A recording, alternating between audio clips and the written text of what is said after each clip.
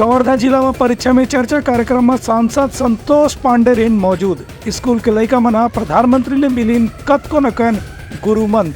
प्रधानमंत्री नरेंद्र मोदी के आज परीक्षा में चर्चा कार्यक्रम शुरू हुई। एकर जरिए प्रधानमंत्री देश भर के स्कूल में पढ़ने वाला लड़कन संग चर्चा करें। परीक्षा में चर्चा कार्यक्रम के जरिए प्रधानमंत्री परीक्षा में तनाव से बचे के उपाय के बारे में चर्चा करें।